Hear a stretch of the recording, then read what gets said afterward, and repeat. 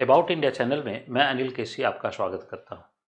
About India channel का वास्तविक उद्देश्य भारत की संस्कृति एवं भारत के सांस्कृतिक पहलुओं की चर्चा करना और उससे दर्शकों का परिचय कराना। इसके अंतर्गत हम लोग कई सीरीज जो है वह लेकर चल रहे हैं और कई हेडिंग्स में। और इसमें एक हेडिंग जो हम लोग लेके चल रहे हैं वह है भारत के स्थापत्य एक दृष्टि, यानी architecture of India a vision. यानी भारत का जो स्थापत्य है उसको किस दृष्टिकोण से देखा जाए। भारत में बहुत सारे स्थापत्य हैं, अद्भुत स्थापत्य हैं। कहाँ से शुरुआत किया जाए, यह जो है अपने आप में एक विषय था। मेरे लिए भी चिंतन का विषय था कि कहाँ से मैं शुरुआत करूँ, किस टॉपिक से शुरुआत करूँ। और अंततः लास्ट में जो है वह मैं इस मंथन पर पहुँचा कि क्यों न जो है वंडर ऑफ वंडर्स से स्टार्ट किया जाए। यानी वंडर ऑफ वंडर्स, अब आप समझ गए होंगे कि वंडर ऑफ वंडर्स जो है वह मैं किसे कह रहा हूँ। तो वंडर ऑफ वंडर्स जो है वह, जी हाँ बिल्कुल, ताजमहल। तो ताजमहल से जो है वह आज हम लोग इस सीरीज की शुरुआत कर रहे हैं। इसलिए सीरीज 1 जो है it is dedicated to Taj Mahal. Taj Mahal के संदर्भ में हम लोग चर्चा कर रहे हैं। अब हम लोग बात करें पहले कि ताजमहल, ताजमहल का निर्माण जो है वह किसने करवाया था, क्या करवाया था। एक कुछ बेसिक इन्फॉर्मेशन जो है वह हम लोगों को चाहिए चाहिए होता है। तो देखिए, ताजमहल जो है वह निर्माण करवाया था शाहजहां ने। किसके लिए करवाया था, तो मुमताज महल के लिए करवाया था। कौन इसके वास्तुकार या आर्किटेक्ट थे, तो उस्ताद अहमद लाहौरी इसके वास्तुकार थे। और इसका कंस्ट्रक्शन कब स्टार्ट हुआ, तो 1632 में इसका कंस्ट्रक्शन स्टार्ट हुआ। और इसमें कम से कम 22,000 श्रमिक और 1,000 हाथी जो है वह कार्य कर रहे थे, तब जाकर इसका कार्य पूरा हो सका था। और ये कंप्लीट होता है 1648 में, यानी ढांचा कंप्लीट हो जाता है। और इसके बाद भी दरअसल जो है उसकी साज सज्जा का काम जो है वह आगे जारी रहा था। तो इसके बाद भी साज सज्जा का काम जारी, और ये जो है वर्ल्ड हेरिटेज जो है वह साइट्स के रूप में जो है वह डिक्लेयर होता है 1983 में। यानी विश्व विरासत स्थल के रूप में 1983 में जो है वह इसको घोषित किया गया यूनेस्को के द्वारा। और उसके बाद आज जो है प्रेजेंटली जो है ये 7 वंडर्स ऑफ द वर्ल्ड में यह जो है लिस्टेड है। और इसे जो है वंडर ऑफ वंडर्स का भी दर्जा जो है वह मिला हुआ है। यानी जो विश्व के आश्चर्य हैं उनका आश्चर्य। तो आखिर ऐसी क्या विशेषता है ताजमहल में जिसे हम आश्चर्यों का आश्चर्य कहते हैं। आखिर ऐसी क्या विशेषता है ताजमहल में, हम लोग इसी के बारे में थोड़ा सा पहलुओं की चर्चा करेंगे। ताजमहल एक अद्भुत संरचना है, लेकिन इस अद्भुत संरचना का निर्माण जो है वो अचानक नहीं हो जाता है। यानी हम लोग भी जो है वो मान लीजिए कि अपने घरों का निर्माण करते हैं तो किसी आसपास के घर से हम लोग प्रेरणा लेते हैं। कहीं से जो है वह हो सकता है कि छज्जे की प्रेरणा ली, कहीं से हो सकता है कि छत की प्रेरणा ली, कहीं से हो सकता है कि इंटीरियर की प्रेरणा ली। यानी प्रेरणा कहीं न कहीं से हम लोग भी ले रहे होते हैं। और ताजमहल भी ऐसे ही जो है वह प्रेरणा से बना है। ताजमहल भी ऐसे ही प्रेरणा से बना है। आइए हम लोग पहले जानें कि ताजमहल में जो शाहजहाँ हैं, वो शाहजहाँ जिसका जिक्र बार बार आता है, उसकी एक पेंटिंग का जो है एक दुर्लभ चित्र है जो हमारे अ, अ, इस चित्र को हम लोग देखें तो हमारे म्यूजियम में जो है वह उपलब्ध है। और यह मुमताज महल का जो है वह पेंटिंग, यानी यह कोई चित्र नहीं है, यह पेंटिंग है। यानी पेंटिंग एक अनुमान से बनाई गई है। मुमताज महल एक ईरानी महिला थी, तो इसलिए जो है वह उनके आभूषणों में, उनके साज सज्जा में थोड़ा सा ईरानी वास्तुकला या ईरानी संस्कृति की झलक जो है वह भी हमें देखने को मिलती है। ठीक। अब देखिए, मैंने कहा कि जैसे हम लोग भी भवन बनाते हैं तो कहीं न कहीं से प्रेरणा ले रहे होते हैं। हर चीज़ की कहीं न कहीं से प्रेरणा लेनी होती है। और ताजमहल भी जो है वह प्रेरित था। तो पहले हम लोग यह जानने का प्रयास करें कि ताजमहल कहाँ से प्रेरणा ले रहा था। तो निश्चित है कि ये तो ताजमहल है। ये ताजमहल है और हम लोग ये जान रहे हैं, इसमें कहीं कोई संदेह नहीं है। इससे भी हम लोग इस इमारत से भी परिचय होंगे जिसे हम लोग हुमायूँ का मकबरा कहते हैं। ठीक है? हुमायूँ का हुमायूँ का मकबरा जो है वह कहते हैं। अब ये हुमायूँ का जो मकबरा है, हुमायूँ का मकबरा, ये दिल्ली में, हुमायूँ का मकबरा दिल्ली में। अब हुमायूँ का मकबरा जो दिल्ली में है, यह जो है प्रेरणा कैसे, आप गौर करके देखिए। एक मुख्य डोम, यहाँ भी मुख्य डोम, यहाँ जो है फिर से 4 बुर्ज, 3 और 1 इसके पीछे, यहाँ भी जो है वह 3 और 1 इसके पीछे। ठीक है? तो इस प्रकार एक प्लेटफॉर्म, यहाँ भी जो है वह क्या है, एक प्लेटफॉर्म। तो इस प्रकार से जो है वह दरअसल जो संरचना हमने हुमायूं के टॉम में देखी, जो इसके पहले निर्मित है, वहां से इसके मुख्य इमारत की प्रेरणा ली गई थी, उसके मुख्य इमारत की प्रेरणा यहां से ली गई थी। हाँ, अंतर हमें क्या दिख रहा है? तो अंतर हमें दिख रहा है कि ये जो है वह संगमरमर का है, यहाँ संगमरमर का इस्तेमाल कम हुआ है। यहाँ हम लोग जो है वह देखें कि मीनारेट्स हैं, यहाँ मीनारेट्स जो है वह नहीं बनी हुई हैं। ये हम लोग कुछ जो है वह अंतर भी देख रहे हैं। तो निश्चित है कि प्रेरित है, यहाँ से प्रेरित है, एक प्रेरणा जो है वह ली गई है यहाँ से। इसके बाद हम अब आगे चलते हैं और जो है वह यह जो है हमारा अकबर का, यह अकबर का मकबरा है, अकबर का टॉम है। और फिर से ये ताजमहल के का जो मुख्य प्रवेश द्वार है, ये मुख्य प्रवेश द्वार, तो आप गौर करके देखिए कि अकबर के इसका प्रवेश द्वार, अकबर के टॉम का प्रवेश द्वार और ताजमहल का प्रवेश द्वार, यह जो है, यह दोनों जो संरचनाएं हैं आपस में बिल्कुल हूबहू जो है वह मेल खाती हैं। इसका मतलब है प्रवेश द्वार की प्रेरणा कहां से ली जा रही थी? तो अकबर के मकबरे से प्रवेश द्वार की प्रेरणा ली जा रही थी।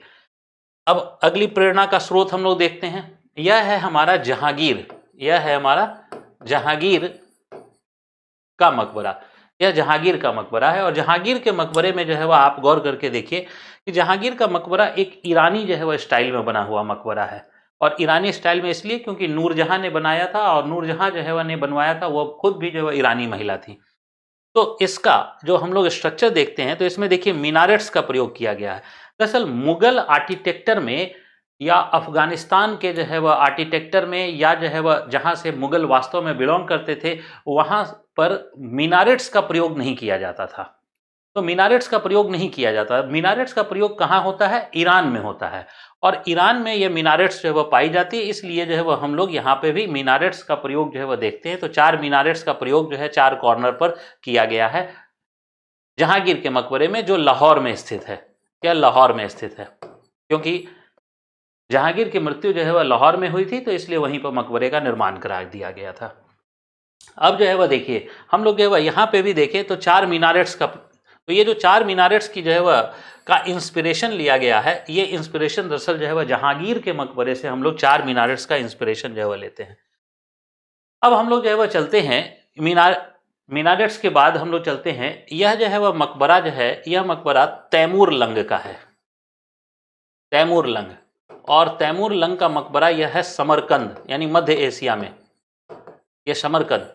और समरकंद में तैमूर के मकबरे को गौर करके देखिए तो इसका जो डोम है ये ओनियन शेप डोम है, ओनियन शेप यानी कि प्याज की आकृति का। और देखिए यही हूबहू जो है, यही डोम जो है वह हम लोग यहाँ भी जो है वह पाते हैं।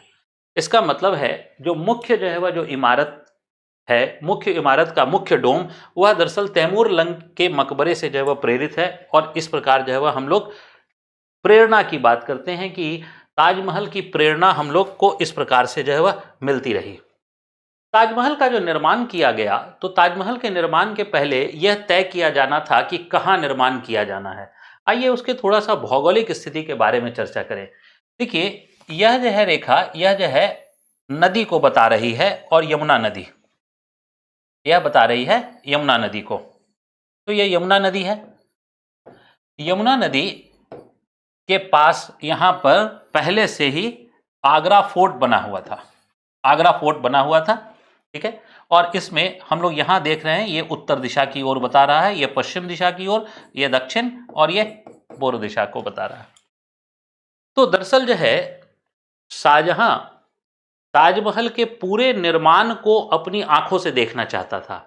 अब वह शासक था, तो ऐसी स्थिति में निश्चित है कि वह वहां विजिट करके बार बार जो है वह नहीं जा सकता है। क्यों? क्योंकि शासक वर्ग का कई जो है वो प्रोटोकॉल होता है, और जो है वह प्रोटोकॉल जो है वो इस प्रकार से जो है नहीं तोड़ा जा सकता है। जैसे जो है वह प्रधानमंत्री हर दिन जो है वह कहीं नहीं जा सकते हैं, तो इसी प्रकार जो है वह शासक है, शासक हर दिन नहीं कहीं जा सकता है। इसलिए वह अपने घर से, अपने कमरे से पूरा जो है वह निर्माण कार्य देखना चाहता था। और ऐसी स्थिति में उससे, वहाँ से उसकी जो दृष्टि जो है, यहाँ पर जो है वह हम लोग बात करें तो यहाँ जो है वह शाहजहां का कमरा है, यहाँ शाहजहां का कमरा है। अब शाहजहां अपने पूरे निर्माण कार्य को यहाँ से जो है वह देखना चाहता था, तो यहाँ से जो दृष्टि जो है वह देखने की जो है वह आई, वह सबसे सूटेबल जो दृष्टि देखने को आई वह जो है यहाँ से देखने को आई। अब यह जो है वह जयपुर के एक जो है वह शासक कहिए या जमींदार कहिए, उनका जो है वह था और उनसे जो है वह यह ज़मीन खरीदी गई। बार बार कई बार जो है वह जिक्र होता है कि जो है वह ये ज़मीन जो है वह शाहजहां ने जो है हड़प ली थी। अब उन सब के विवाद में मुझे नहीं जाना है।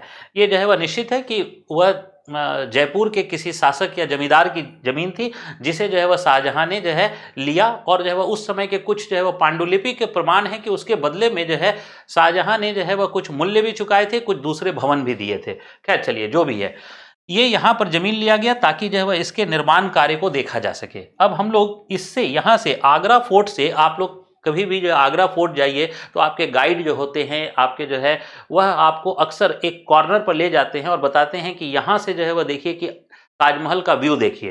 तो हम लोग आइए देखिए कि वहाँ से ताजमहल के व्यू को देखें। तो ये ताजमहल का व्यू दरअसल आगरा के फोर्ट से जो है वह है। और ये ताजमहल का व्यू यानी ताजमहल का पूरा निर्माण कार्य इस प्रकार से यहाँ से, जहाँ से जो है वह हम लोगों का ये पिक्चर लिया हुआ है, वो बिल्कुल उसी कमरे से लिया हुआ है जहाँ से हम लोग इस ताजमहल को देख सकते हैं। तो इस ताजमहल को जो है वो पूरे निर्माण कार्य को जो है वो वहाँ देखा जा सकता था। अब ताजमहल का जो लेआउट किया गया, तो देखिए लेआउट की जो है वह के बारे में हम लोग चर्चा करें तो यह जो डायरेक्शन है, पहले मैं बता दूं, यह नॉर्थ डायरेक्शन है। यह नॉर्थ डायरेक्शन है।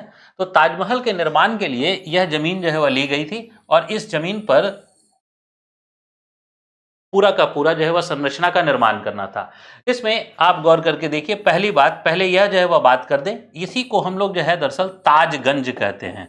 आज भी जो है वह यह एक मोहल्ले के रूप में है। तो दरअसल इसमें जो भी कारीगर थे, वो कारीगर जो है वो यहाँ रहते थे। जो भी कारीगर यहाँ कार्य करते थे वो कारीगर यहाँ रहते थे और आज भी यह जो है एक घनी बस्ती के रूप में दिखाई देता है।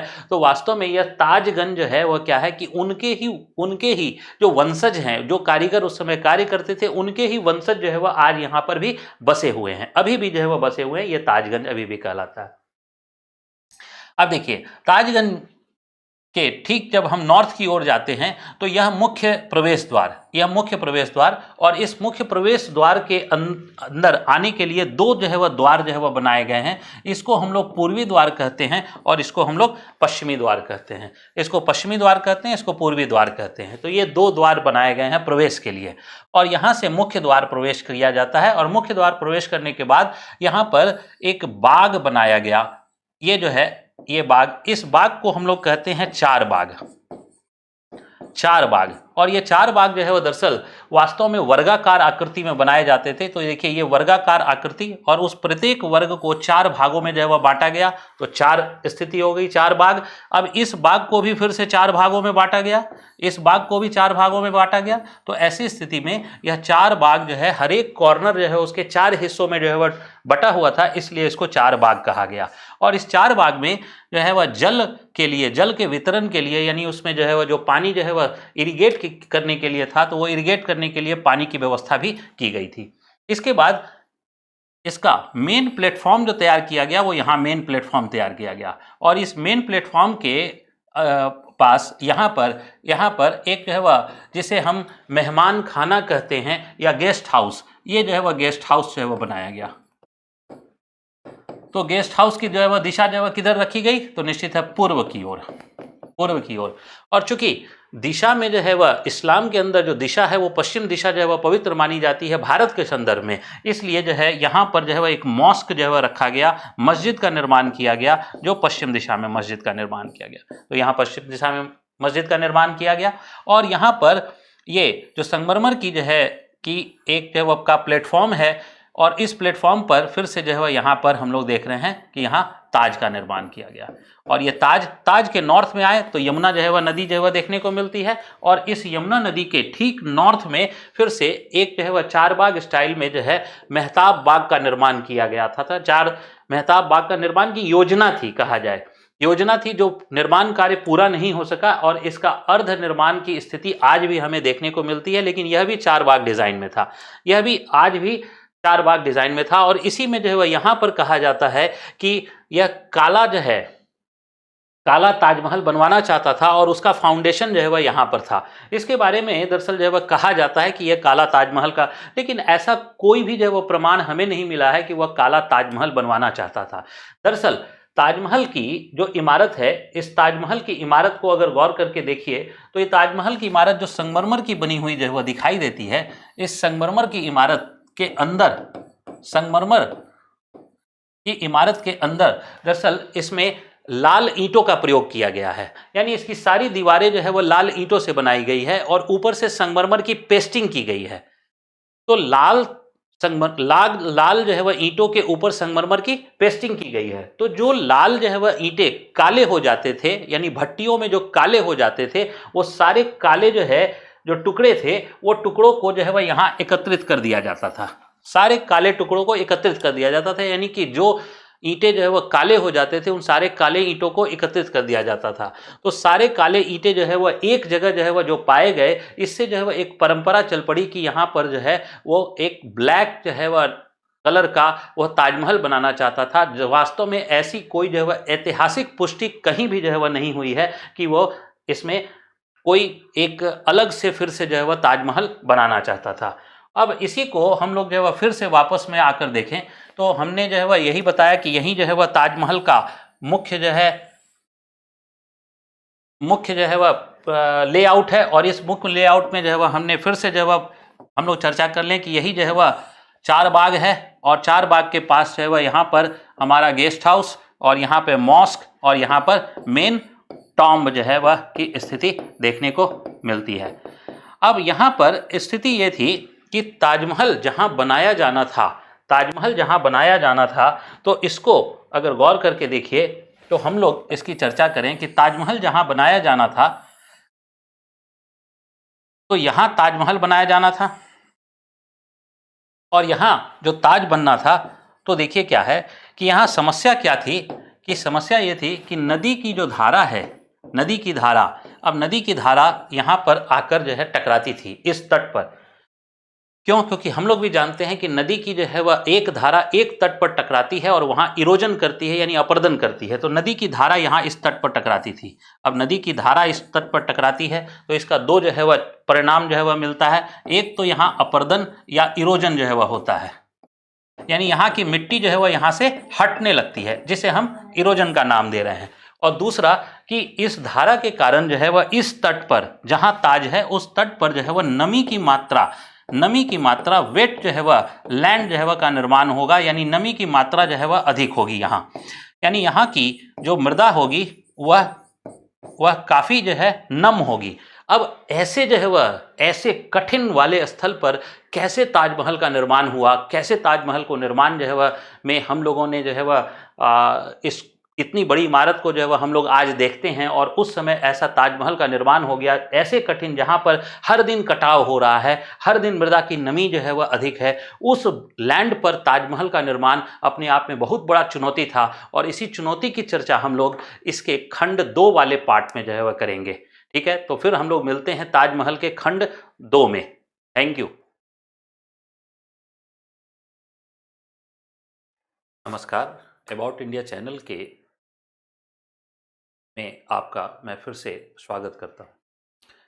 जैसा कि हम लोग चर्चा कर चुके हैं कि अबाउट इंडिया चैनल का वास्तविक उद्देश्य भारत की संस्कृति एवं भारत के सांस्कृतिक विशेषताओं से परिचय कराना है, और इसके अंतर्गत हम लोगों ने ताजमहल यानी भारत के स्थापत्य के अंदर ताजमहल की चर्चा की प्रारंभ की थी, और उसका एक खंड जो है वह हम लोगों ने देखा है। अब यह दूसरे खंड पर उसी से प्रक्रिया को आगे बढ़ाते हैं हम लोग, कि जिसमें यह निर्धारित हो गया था खंड 1 में कि ताजमहल कहाँ बनना है। अब खंड 2 के बारे में हम लोग जो है वह जिक्र करना प्रारंभ करते हैं। तो देखिए, खंड 2 का जो प्रारंभ हम लोग कर रहे हैं, तो इसमें हम लोग ताजमहल के दृश्य को देखें कि ये ताजमहल जो है वह है, ये ताजमहल, और ताजमहल का ये मेन एंट्रेंस, ये मेन एंट्रेंस, ठीक है। और इधर ही जो है वह ये पश्चिमी दरवाज़ा है, और इधर ही जो है वह पूर्वी दरवाज़ा है इसका, यह पूर्वी दरवाज़ा है। और ये जो है, और यहाँ हम लोग यमुना जो है वह देखते हैं, यमुना। तो यमुना जो है वह किधर है, तो ये जो है हमारा जो डायरेक्शन है वह नॉर्थ डायरेक्शन। तो इसको हम लोगों ने लास्ट जो है वह देखा था। अब देखिए ताजमहल का ये जो मेन एंट्रेंस है, इस मेन एंट्रेंस से ही ताजमहल की भव्यता या ताजमहल का जो आर्किटेक्चर है वह प्रारंभ होता है कि उसमें स्थापत्य में किस प्रकार जो है वह बेहतरीन जो है वह नमूने जो है वह प्रस्तुत किए गए। और इसमें एक जो है वह नमूना था और उसे जो है वह कहा जाता है कि ताजमहल में भ्रम पैदा करना, जिसे इल्यूजन का नाम दिया जाता है, यानी ताजमहल के अंदर इल्यूजन पैदा करना। तो वह भ्रम की स्थिति यानी इल्यूजन पैदा करना। अब ताजमहल में इल्यूजन कैसे पैदा किया गया, आइए देखिए। इसमें हम लोग अगले पिक्चर्स को देखते हैं। तो देखिए ये आप लोगों में से जो विजिट किया होगा आप लोगों में से, तो ये प्रवेश द्वार का चित्र और आप लोग जो है वो इससे परिचित होंगे। तो ताजमहल में जब हम प्रवेश करते हैं, ताजमहल में जब हम प्रवेश करते हैं तो एक ही प्रवेश द्वार से कई प्रकार के चित्र जो है वह ताजमहल के जो है वह बनते हैं हमारी आंखों के सामने। अब क्या क्या बनता है, तो देखिए पहला जो है वह चित्र ये बनता है, इसके बाद चित्र ये बनता है, उसके बाद चित्र ये बनता है, उसके बाद चित्र ये बनता है। अब एक ही स्थान से इस प्रकार के चित्र बनते हैं। इसका मतलब है ताजमहल कभी बड़ा दिखाई देता है, कभी छोटा दिखाई देता है, यह भ्रम की स्थिति पैदा की जाती है। तो वास्तविकता में यहाँ पर यह है कि जब हम एंट्री गेट से जो है दूर होते हैं तो ताजमहल जो है वह हमें बड़ा दिखाई देता है, और जब जो है वह ताजमहल के एंट्री गेट से नज़दीक होते हैं तो ताजमहल छोटा दिखाई देता है। ध्यान से समझिए, ये उल्टी स्थिति है। जैसे नज़दीक जाने पे कोई चीज़ बड़ा दिखाई देता है और दूर जाने पर जो है छोटा दिखाई देता है, लेकिन यहाँ ठीक उल्टी स्थिति है। उल्टी स्थिति क्या है कि दूर जाने पे ताजमहल बड़ा दिखाई देता है और नज़दीक आने पे ताजमहल छोटा दिखाई देता है। तो यह जो है वह हम लोग चित्रों के माध्यम से फिर से जब मैं बताऊं, देखिए यह जो है ताजमहल की छोटी आकृति है, और छोटी आकृति यानी ताजमहल को नज़दीक से देखा जा रहा है, और जब ताजमहल को जो है वह ये दूर से देखा जा रहा है तो जो है वह ताजमहल की आकृति क्या हो गई, बड़ी हो गई। तो ये इल्यूजन पैदा किया गया है, ये ताजमहल के एंट्री गेट से इल्यूजन। ये देखिए दूर से देखा जा रहा है तो ताजमहल की आकृति उसी एंट्री गेट से बड़ी है, और जब जो है वह ताजमहल को हम जो है नज़दीक से देख रहे हैं तो ताजमहल की आकृति क्या हो गई, छोटी हो गई। तो ये इल्यूजन पैदा किया गया है एंट्री गेट के पास से ही। तो एंट्री गेट के पास इस प्रकार का इल्यूजन हम लोगों को देखने को मिलता है। ठीक, अब आइए देखिए ताजमहल के बारे में हम लोगों ने बात की थी कि ताजमहल का निर्माण कहाँ पर जो है वह होना था। ठीक है, और ताजमहल के बारे में हम लोगों ने यह चर्चा की थी कि ताजमहल जो है में यह यमुना नदी है, और यमुना नदी की जहां धारा जो है वह टकरा रही है, इसी भूमि पर ताज का निर्माण होना था। इसके बारे में हम लोगों ने चर्चा की थी कि यहाँ ताजमहल में यहाँ पर नमी यानी सॉइल में मॉइस्चर की मात्रा ज़्यादा है, सॉइल मॉइस्चर की मात्रा ज़्यादा है, मृदा में नमी है। और दूसरा जो है वह चर्चा यहाँ की थी कि यहाँ पर जो है अपर्दन या इरोजन हो रहा है जल के द्वारा।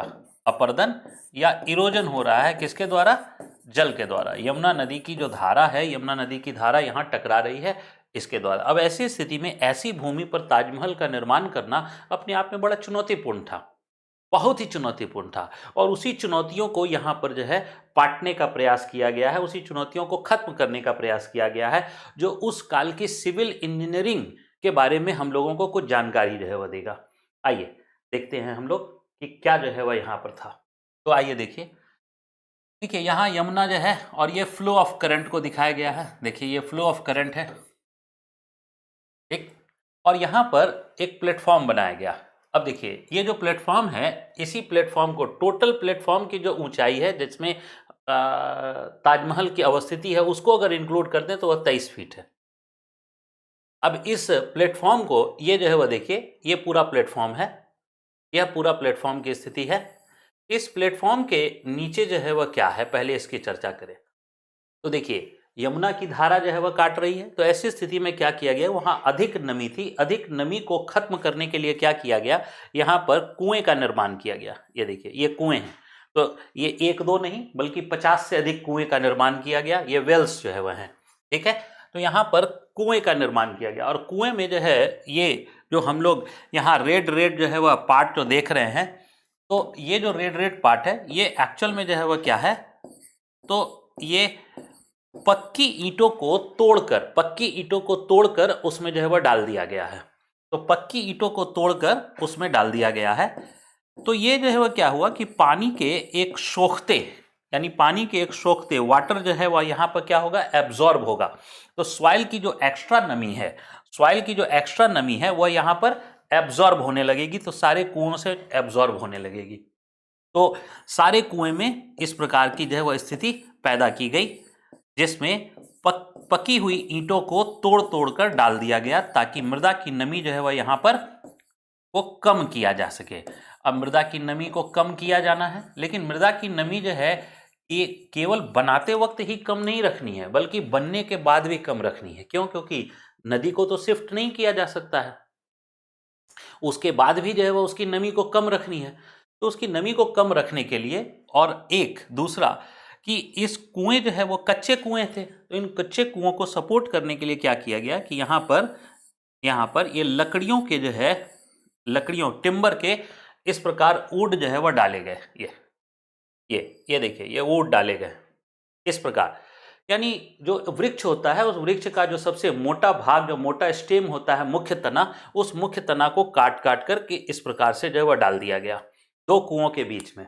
लेकिन अब मुद्दा है कि 2 कुओं के बीच में डाला गया है। देखिए ये गोलाई है, इसके ऊपर एक और गोलाई का इस प्रकार का पार्ट जो है वह हम लोग अगर डालते हैं तो ये तो है वह क्या होगा, ये गिरने की संभावना है, ये क्या होगा, गिर जाएगा। तो ऐसी स्थिति में क्या किया गया है, इसके ऊपर जो है वह क्या किया गया कि इसके ऊपर इन दोनों को आपस में बांधा गया है। अब कैसे बांधा गया है, तो ये देखिए, ये जो है इस प्रकार से कॉइलिंग की गई है, इसके साथ कॉइलिंग की गई। फिर इसमें ऊपर फिर से जो है एक और जो है, अगर यहाँ एक और लकड़ी जो है वह लगाई गई है, ये एक और लकड़ी लगाई गई है, तो इसकी फिर से जो है वह कॉइलिंग की गई है, इसके फिर से इससे जोड़ा गया। और इसमें देखिए जो तारों का प्रयोग किया गया है, तार, ये जो है वह कॉइलिंग जो की जाएगी वो किसी न किसी जो है वह तार से की जाएगी। तो जो तार जो है वह का प्रयोग किया गया है वो तांबे का किया गया है। अब तांबा का क्यों, तो तांबा जो है वह एक फ्लेक्सिबल धातु है, यानी ऐसा धातु है जो आसानी से मोड़ा जा सकता है। दूसरा जो है वह क्या है कि इसके कॉइलिंग जो है में तांबे के प्रयोग से जो है वह क्या फायदा होगा कि यहाँ अंदर में जो मॉइस्चर है, उस मॉइस्चर से उसमें जंग की नहीं लगेगा। लोहे के तार का प्रयोग नहीं किया जा सकता था, इसलिए तांबे के तार का प्रयोग किया गया, ठीक है।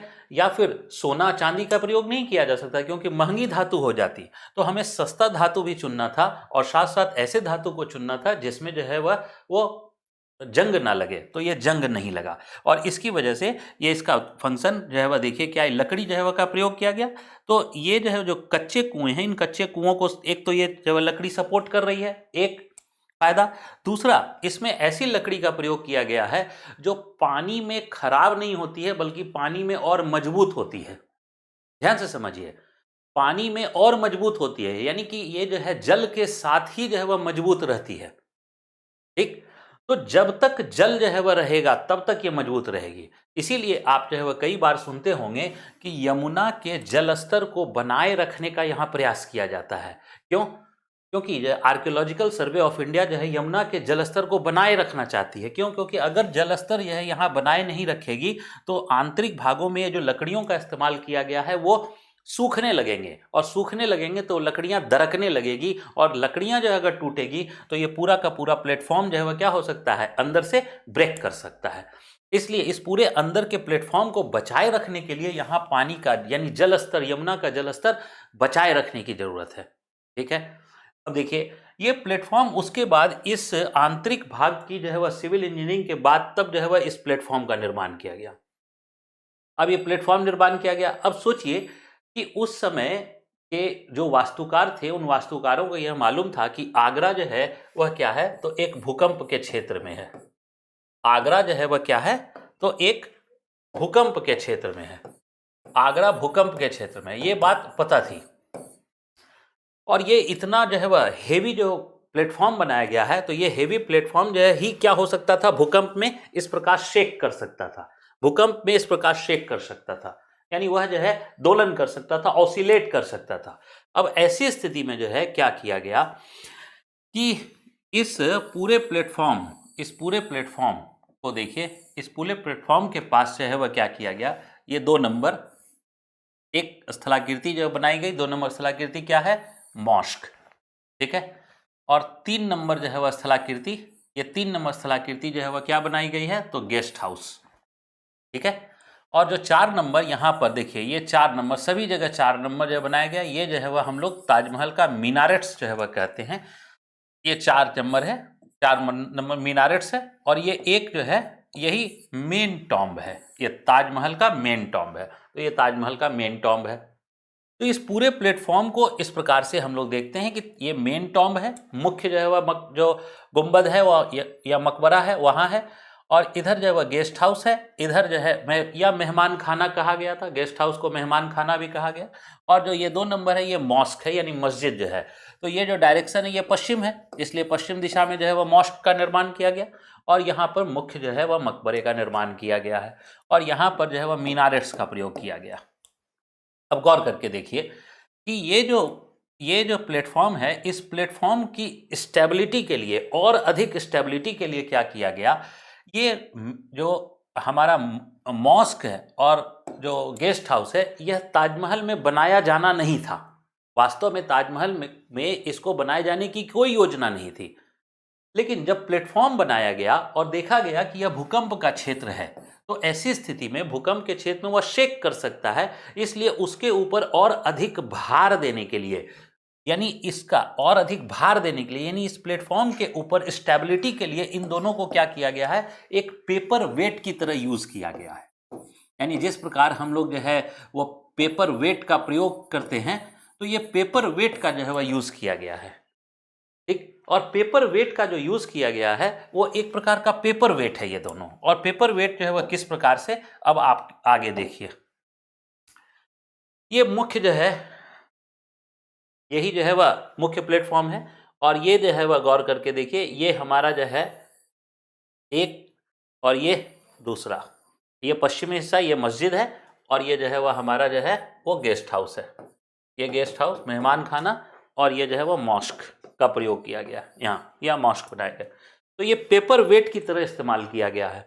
अब आश्चर्यजनक रूप से ये जो है 2 जो पेपर वेट का प्रयोग किया गया है, आश्चर्यजनक रूप से देखिएगा क्या कि दोनों की संरचना एक है, और साथ ही साथ दोनों का जो टोटल मास है ना, टोटल मास जिसे हम भार कहें, ये भार भी दोनों का एक ही है। अब आप सोचिए, ये पूरे के पूरे जो है इसका और इसका, ये लगभग जो है वो 50-60 फीट जो है वो ऊंची इमारत है, और इस 50-60 फीट ऊंची इमारत का टोटल का वेट जो है वह एक है, उसमें 10 केजी का भी अंतर नहीं है। अब क्यों ऐसा है, ऐसा क्यों, क्योंकि देखिए जिधर भी अगर वेट जो है वह ज़्यादा हो जाता, अगर मान लीजिए इधर वेट ज़्यादा हो जाता तो भार इधर काम करने लगता, इधर अगर वेट ज़्यादा होता तो भार इधर काम करने लगता, जबकि इन दोनों इमारतों का वास्तविक उद्देश्य क्या था, इस प्लेटफॉर्म को बैलेंस रखना, इसलिए दोनों का जो है वह वेट एक रखा गया। तो दोनों का वेट एक रखने के लिए क्या किया गया, तो यहाँ पर मान लीजिए कि 2 जो है वह इक्वल साइज के और इक्वल मास के पत्थर को बनाया जाता था, जो इसमें इस्तेमाल होना है। एक को जो है वह यहाँ ले जाया जाता था और एक को यहाँ, यानी 2 इक्वल साइज और इक्वल मास का पत्थर तैयार किया गया, एक को ढो के यहाँ ले जाया गया, एक को ढो के यहाँ ले जाया गया, और यहाँ पे वो कारीगर उसको लगा दिया और यहाँ पे कारीगर उसको लगा दिया। यानी एक स्रोत एक ही है, एक ही स्रोत से दोनों जगह पर पत्थर ले जाए जा रहे थे, और दोनों को जो है वह इक्वल वेट के रूप में जो है वह स्थापित करने का प्रयास किया जा रहा था, दोनों को इक्वल जो है रखा जा रहा था। ऐसी स्थिति में वो प्लेटफॉर्म जो है वह क्या हुआ, दोनों तरफ से बिल्कुल स्टेबल हो गया, दोनों तरफ से स्टेबल हो गया। यानी भूकंप की जानकारी होने के बाद उसके संदर्भ में वहां सिविल इंजीनियरिंग का प्रयोग करके इसको जो है वह इस प्लेटफॉर्म को स्टेबल करने का प्रयास किया गया। अब देखिए आगे हम लोग चलते हैं, ये मस्जिद है, तो मस्जिद की जो आप देख रहे हैं इमारत, आप देखिए कि एक ह्यूमन हाइट जो है वह ये है कॉमन। तो ये मैं बता रहा हूं कि इतनी बड़ी इमारत बनाई गई, और इतनी बड़ी इमारत को बनाए जाने में वेट एक रखना ये अपने आप में आश्चर्यजनक जो है वह बात है। तो वंडर्स ऑफ वंडर्स में क्यों आता है, इसके बहुत सारे कारण हैं। एक ही कारण नहीं है कि यह संगमरमर से बन गया, बल्कि बहुत सारे कारण हैं। ठीक, तो ये जो है वह इस इतनी ऊंची इमारत को जो है वह बनाकर, और दोनों तरफ समान इमारत को बनाकर दोनों तरफ जो है वह एक ही मास को रखा जाना, यह अपने आप में बहुत बड़ी घटना थी। अब ये मॉस्क देखा गया, तो मॉस्क के अंदर जो है वह, मॉस्क के अंदर आप गौर करके देखिएगा कि मॉस्क के अंदर की ये जो है वह संरचना है, और मॉस्क के अंदर की संरचनाओं में आप कुछ बातें जो है वह हमें समझ में आनी चाहिए। देखिएगा कि यहाँ पर आप देखिए कि फूल पत्तियों का प्रयोग किया गया है मॉस्क के अंदर।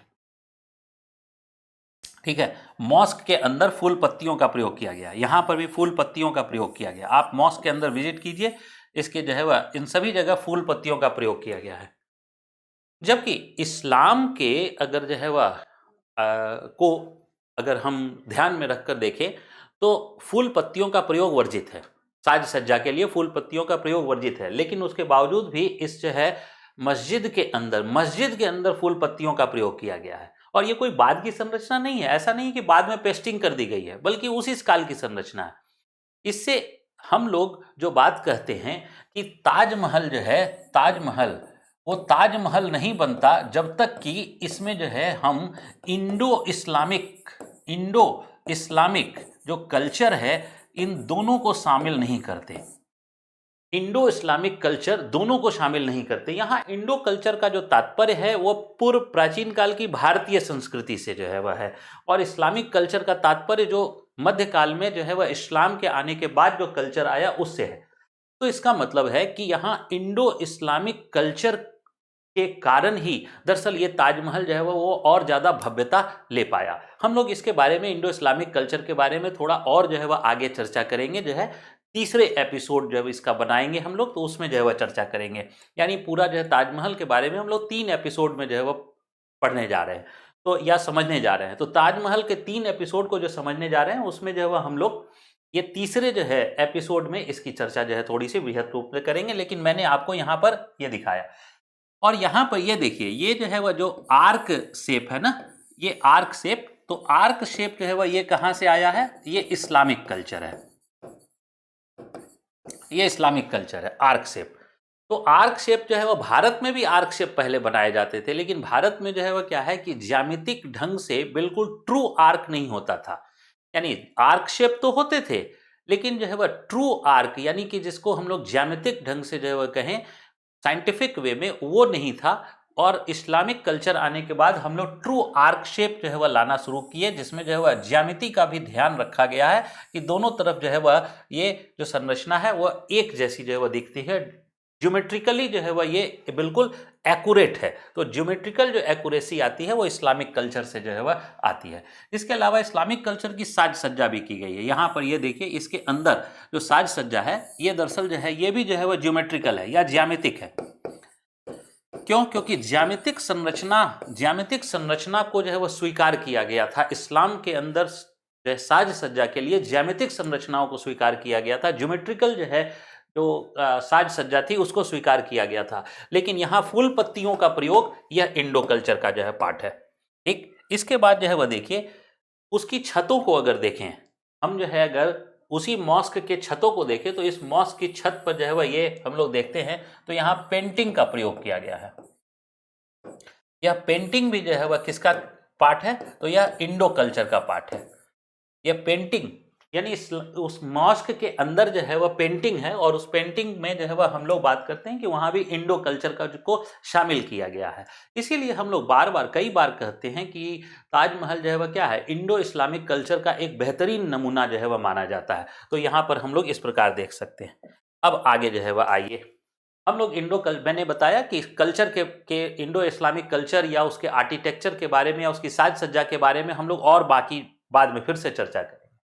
अब देखिए ताजमहल जो है वो मैंने बताया कि ताजमहल जो है वो आगरा में बना, और आगरा जो है वो भूकंप के क्षेत्र में था। आगरा जो है वो भूकंप के क्षेत्र में था। मुगलों के पहले आगरा में एक लोदी वंश का शासन हुआ करता था और लोदी के काल में आगरा में जो है आगरा की स्थापना ही जो है वह दरअसल लोदी शासकों ने की थी। सिकंदर लोदी का नाम आता है आगरा की स्थापना में। और लोदी वंश के काल में ही दरअसल आगरा में एक भूकंप आया था और उस भूकंप में काफी अच्छा विनाश हुआ था। ठीक है, इसलिए यहाँ पे भी ये भूकंप के क्षेत्र में था। यह बात जो है ताजमहल के निर्माण के पहले ही जानकारी थी, इसलिए उसका ध्यान रखा गया कि भूकंप से यह टूटे नहीं इमारत। तो उसमें मैंने बताया था कि प्लेटफॉर्म को हेवी किया गया। एक दूसरी बात और भी कि मिनारेट्स जो बनाए गए, तो ये जो 4 मिनारेट्स बनाए गए हैं, अब इस 4 मिनारेट्स को गौर करके देखिए। ये चारों मिनारेट्स का जो एंगल ऑफ इंक्लाइनेशन है ना, वो बाहर की ओर है। चारों मीनारों का जो एंगल ऑफ इंक्लाइनेशन है यानी झुकाव जो है वो बाहर की ओर रखा गया है। तो ये इंक्लाइनेशन बाहर की ओर रखा गया, झुकाव है वो बाहर की ओर रखा गया। अब ये झुकाव बाहर की ओर, झुकाव बाहर की ओर क्यों रखा गया है, ध्यान से समझिए कि यह भूकंप क्षेत्र है और भूकंप में अगर यह जो है यह इंक्लाइनेशन झुकाव जो है बाहर की ओर है, तो अगर टूटेगा तो यह मुख्य इमारत पर यह नहीं गिरेगा, किसी भी स्थिति में नहीं गिरेगा। भूकंप के बाद अगर ये जो है वह ये चारों में से कोई एक भी गिर जाए तो यह मुख्य इमारत पर नहीं गिरेगा, यानी मुख्य इमारत को डैमेज नहीं होगा। आप जब भी जो है अब ताजमहल गौर जब जाइएगा विजिट करने, तो वहां गौर से जरूर देखिएगा ये सारे के चारों जो है जो मिनारेट्स हैं वो बाहर की ओर इंक्लाइंड है, बाहर की ओर झुके हुए हैं। और उस वह सिर्फ और सिर्फ इसके कारण, तो भूकंप के कारण। ठीक है, अब देखिए ताजमहल, ताजमहल के आर्किटेक्चर को ये अब सोचिए कि इतनी बड़ी जो है वह ये है और ये इस झुका हुआ किधर है, तो बाहर की ओर। ठीक है, ये बाहर की ओर, ये मीनार जो है वह पूरी की पूरी जो है बाहर की ओर झुकी हुई है। ठीक, अब ताजमहल के अंदर जो है एक अगला आश्चर्य जो है वह देखने को मिलता है, उसका मेन डोम। ये जो है ये डोम है, जो मेन टॉम्ब के ऊपर जो मुख्य गुंबद है उसी को हम लोग जो है वह दिखा रहे हैं। ये अब ये जो मेन डोम है, इस डोम को जो है आप गौर करके देखिए। एक तो इसमें लोटस के पेटल्स का प्रयोग किया गया है, यानी लोटस के जो है वह जो पत्तियां हैं, कमल के पत्तियों का प्रयोग किया गया। तो यह भी जो है वह किसका कल्चर है, इंडो कल्चर।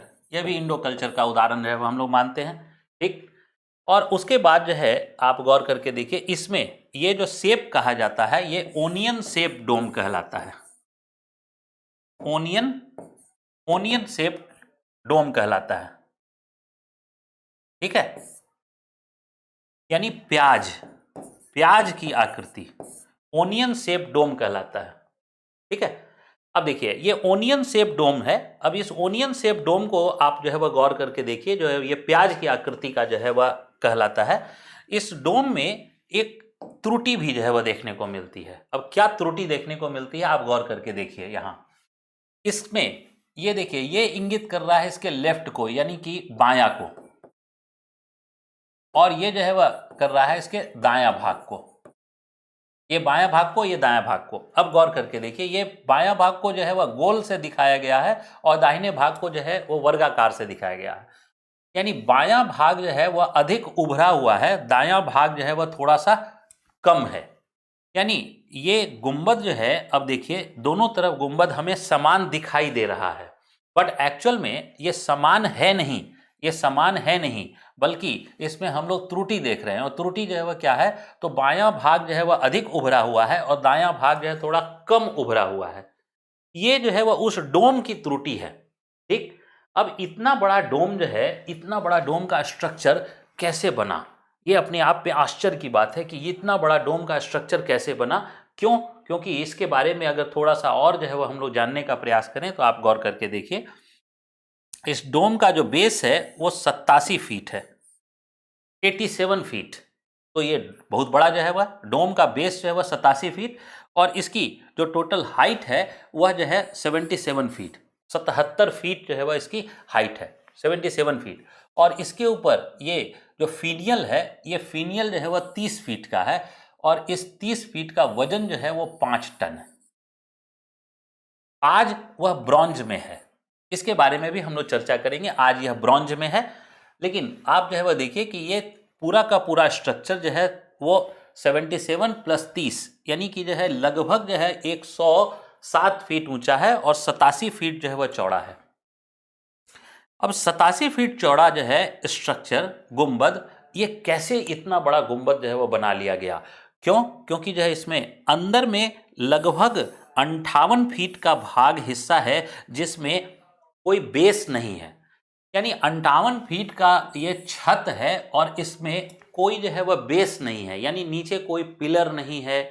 हम लोग जो है वह देखते हैं ना, अपने कमरे को देखिए, 12 फीट 14 फीट 15 फीट 16 फीट का जो है वह होता है, उसके बाद क्या होता है, दीवार होती हैं, लिंटर होते हैं। या कोई हॉल जो है वह मैरिज हॉल वगैरह में चले जाइए तो वहाँ पे कई जो है वह लिंटर्स जो है वह डाले हुए होते हैं और सरिये का प्रयोग यानी कि लोहे का प्रयोग होता है।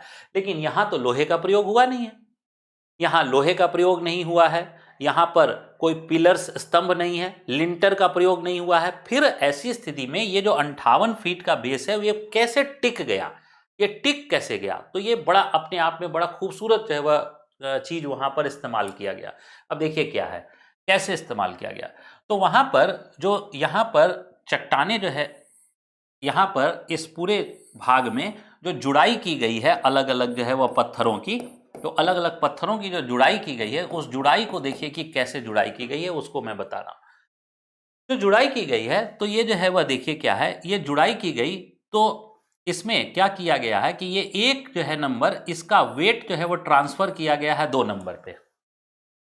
इसका इंक्लाइनेशन ऐसा रखा गया है, इसका इंक्लाइनेशन का झुकाव ऐसा रखा गया है कि इस पूरे एक का ट्रांसफर जो है वह 2 पर चला जाए, वेट जो है वह कहाँ हो जाए, ट्रांसफर हो जाए 2 पर, स्थानांतरित हो जाए, और 2 का वेट जो है वह 3 पर जो है वह चला जाए, 3 का वेट 4 पर चला जाए, और 4 का वेट जो है वह 5 पर चला जाए, 5 का वेट जो है वह 6 पर चला जाए। तो अब देखिए क्या है, जब 6 पर वेट चला गया सारा, तो ये पूरा क्या हो गया, ये वेटलेस हो गया। क्यों? क्योंकि सारा वेट ही, सारा भार जो है वह किस पर चला गया, 6 पे चला गया, तो सारा ये वेटलेस हो गया। इस पूरे छत को क्या किया गया है, वेटलेस बना दिया गया, भार विहीन बना दिया गया, और जब भार विहीन बना दिया जाएगा तो वो टिक जाएगा। अब देखिए इसमें अब यहां पर मास जो है वह ज्यादा हो जाएगा, तो मास अगर जो है ज्यादा हो जाएगा तो ये मास के कारण टूट सकता है, ब्रेक कर सकता है। इसलिए क्या किया गया, यहां से मास को, सेंटर ऑफ ग्रेविटी को क्या किया गया, फिर से विभाजित कर दिया गया, सेंटर ऑफ ग्रेविटी को विभाजित कर दिया गया। और विभाजित करने के लिए क्या इस्तेमाल किया गया, आप देखिए यहां पर ये जो है वह मुख्य डोम है, और मुख्य डोम का जो है स्ट्रक्चर यहीं पे है, और ये जो है मुख्य डोम का जो स्थिति है वो यहां पर हम लोग को देखने को मिलता है। और उसको कैसे विभाजित किया गया है आइए देखते हैं। देखिए ये यहाँ ये वेटलेस कंडीशन जो है वह में बनाया गया है, ये पूरा वेटलेस कंडीशन है। ये एक हिस्सा दिख रहा है और एक चौथाई, यानी एक चौथाई हिस्सा है, और एक चौथाई को जोड़ते चले जाएंगे तो ये पूरा जो है वह हिस्सा जो है वह हमें दिखेगा। अंदर का स्ट्रक्चर कुछ इस प्रकार का जो है वह हमें दिखाई जो है वह देगा। ठीक है, अब इसको देखिए क्या है, यही वेटलेस कंडीशन जो है वह बनाया गया है। अब यहाँ पे मास अगर आया तो यहाँ का मास जो है वह क्या किया गया, इधर ट्रांसफर किया गया। यहाँ का जो मास आया वो इधर ट्रांसफर किया गया, यहाँ का जो मास आया वो इधर ट्रांसफर किया गया। ठीक है, यहां के मास को इस प्रकार ट्रांसफर किया गया, ठीक, यहां के मास को इस प्रकार ट्रांसफर किया गया। तो हर जगह जो है वह जो मास है उस मास को क्या किया गया, ट्रांसफर किया गया। और यहां ट्रांसफर करने के बाद जो है वह देखिए इसकी दीवारों पर ले आया गया, इसकी दीवारों पर ले आया गया, वॉल पे ले आया गया। तो जब वॉल पर, और वॉल जो है वह काफी मोटी है, तो मोटी दीवारों पर जो है वह अगर ले आएगा तो स्टेबिलिटी हो जाएगी, और ये छत जो है वह क्या होगा, ये पूरा छत ये वेटलेस, भारहीन हो जाएगा, ये भारहीन स्थिति में चला जाएगा। तो ये भारहीन स्थिति में चला गया। यह जो है वह तकनीक का प्रयोग करके ताजमहल में जो है ऊपर भारहीनता इस्तेमाल की गई, और उससे इतने बड़े डोम का स्ट्रक्चर जो है वो तैयार हो जाता है। इतना बड़ा डोम स्ट्रक्चर जो पूरा का पूरा भारहीन है। अब सोचिए ये जो है वह कितना, 87 फीट, 87 फीट, 87 फीट अपने आप में बहुत बड़ा होता है। तो 87 फीट जो है वह जो स्थिति है, और वह पूरा का पूरा वेटलेस है। क्यों? क्योंकि यहाँ के वेट को ट्रांसफर करके ये यहाँ पे ले आया गया है, यहाँ के वेट को ट्रांसफर करके जो है वह यहाँ ले आया गया है, और वेट ट्रांसफर करके उसके बाद इसको दीवालों में डाल दिया गया है। इस प्रकार से इस डोम की संरचना बनाई गई है। अब इस डोम की संरचना के बाद जो है वह आइए अब हम लोग फीनियल की बात करते हैं। ये फीनियल जो है वह इसी को, तो फीनियल की हाइट मैंने बताया था कि ये 30 फीट जो है वह हाइट जो है वह इस फीनियल की है। तो ये जो है वह माना जाता है, ये माना जाता है कि जो है वह अपने काल में यानी जिस समय जो है ताजमहल बना था, तो ये जो फीनियल बनाया गया था, ये फीनियल जो है वो गोल्ड का था। ये फीनियल किसका था? गोल्ड का, सोने का, यानी ये सोने की जो है वह थी। लेकिन उस समय के शासकों को भी अंदाजा था कि ये सोने का जो है अगर हम, और इसका वेट कितना, 5 टन, तो 5 टन अगर सोने का इस्तेमाल करेंगे तो इस पे थ्रेट है, इस पे खतरा है कि कोई इसको जो है वह क्या कर सकता है, लूट सकता है, इसको जो है वह कोई चुरा सकता है। ये संभावना थी और इस बात का पहले से ही आशंका थी। इसलिए क्या किया गया कि ताजमहल के प्रांगण में ही, ताजमहल के प्रांगण में यानी ताजमहल और जो गेस्ट हाउस है जहां, उसके बीच में आप अभी ताजमहल कभी विजिट कीजिएगा तो देखिएगा जमीन पर इस फीनियल की रूपरेखा बनाकर उकेरी गई है जमीन पर। तो जमीन पर ये ताजमहल की जो है वह फीनियल की रूपरेखा बनी हुई है। ठीक है, अब ये फीनियल की रूपरेखा जमीन पर बनी हुई क्यों बनी हुई है? तो ये अंदेशा था कि ये जो है वह कभी न कभी संभावना है कि इसको जो है वह लूटा जा सकता है, तोड़ा जा सकता है। तो इसके आधार पर कोई जो है वह फिर से उसका रिकंस्ट्रक्शन किया जा सकता है। और देखिए इसके आधार पर फिर से रिकंस्ट्रक्शन जो है वह किया गया है 19वीं सेंचुरी में। क्यों? क्योंकि वास्तव में जो संभावना थी वह लूट लिया गया। यानी ये सोना था और सोने को जो है वह लूट लिया गया, और सोने को लूट लिया गया तो बाद में 19वीं सेंचुरी में जो है, अर्ली 19वीं सेंचुरी में इसको ब्रॉन्ज से, गिल्डेड ब्रॉन्ज से इसका पुनर्निर्माण कराया गया। अब इसमें जो देखिए ऊपर की जो संरचना है, ये जो है वह एक कलश नुमा संरचना है। और कलश नुमा संरचना है तो यह कई प्रकार के भ्रम पैदा करता है, लेकिन उस कलश नुमा संरचना के अंदर जो है वह देखिए, यह जो है आप देखिएगा इस्लामिक इंस्क्रिप्शंस में अल्लाह जो है वह लिखा हुआ है। इसका इस्लामिक इंस्क्रिप्शंस में यहाँ अल्लाह जो है वह लिखा हुआ है। यानी ये ऐसा नहीं है कि जो है वह इसमें ये भ्रम जो है, इस भ्रम से हम कोई ये नहीं निकाल लें कि नहीं ये जो है वह ये हिंदू स्ट्रक्चर था, ऐसा कुछ नहीं, बल्कि जो है इसके अंदर पहले से ही मेंशन्ड है, ये अल्लाह का नाम जो है वह मेंशन्ड है। ठीक है, तो ये जो है, अब ऐसे डोम जो बनाए जा रहे थे, तो ऐसे डोम बनाए जा रहे थे तो जो है वह उतना बड़ा बड़ा पत्थर या जो है वह उतने ब्रिक्स जो है, क्योंकि मैंने बताया था कि जो है वह ताजमहल में आंतरिक हिस्सों में ब्रिक्स का इस्तेमाल किया गया है, पके हुए ईंटों का प्रयोग किया गया है। तो पके हुए ईंटों का जो प्रयोग किया गया था, तो वहाँ ब्रिक्स को ऊपर पहुँचाना, पत्थरों को ऊपर पहुँचाना, ऊपर से संगमरमर को पेस्ट करना, तो कैसे किया जाता था।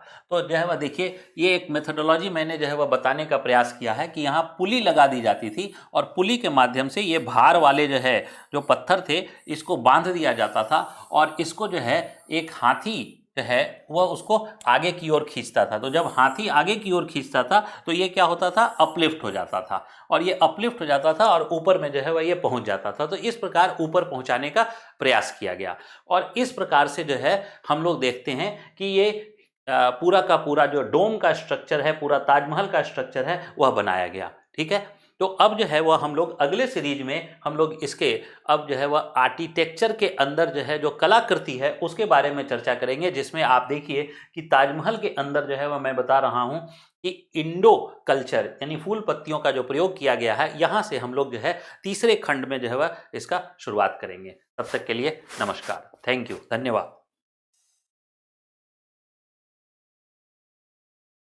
नमस्कार, अबाउट इंडिया चैनल की में आपका स्वागत है। और अब हम लोग ताजमहल के तीसरे खंड, ताजमहल के बारे में जो हम लोग जान रहे थे उसके तीसरे खंड में जो है हम लोग प्रवेश कर रहे हैं।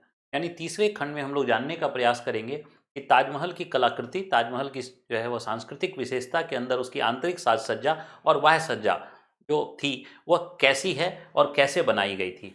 तो इसमें जैसा कि हमने बताया था कि यहाँ इंडो कल्चर का जो है वह बेहतरीन ढंग से प्रयोग किया गया। अब इंडो कल्चर को हम लोग जो है वह देखने का प्रयास करें कि भारतीय संस्कृति का प्रयोग जो है वह कैसे किया गया। तो देखिए यहाँ पर जो फूल पत्तियाँ हैं, ये जो फूल पत्तियाँ हैं, इन फूल पत्तियों को अगर देखा जाए तो भारतीय कला से प्रेरित जो है वह दिखाई देते हैं। इन फूल पत्तियों को हम लोग देखें तो ये भारतीय कला से प्रेरित दिखाई देते हैं।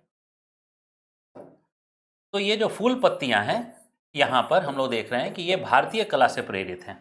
अब इन फूल पत्तियों को कैसे बनाया गया, तो देखिए फूल पत्तियों को कैसे जो बनाया गया, तो देखिए गौर करके, ये पूरा एक संगमरमर, ये पूरा एक संगमरमर है। संगमरमर का एक जो है वह, मान लीजिए कि जो है एग्जाम्पल के तौर पर हम लोग देख लें कि ये 8x4 का जो है वह एक टुकड़ा है, 8 फीट बाई 4 फीट का। 8 फीट बाई 4 फीट के टुकड़े में क्या किया गया है, देखिए ये जो है बेस है, और इस बेस को हम लोग कह रहे हैं लेयर 1, और यहाँ पर ये जो फ्लावर्स है इसको कह रहे हैं लेयर 2।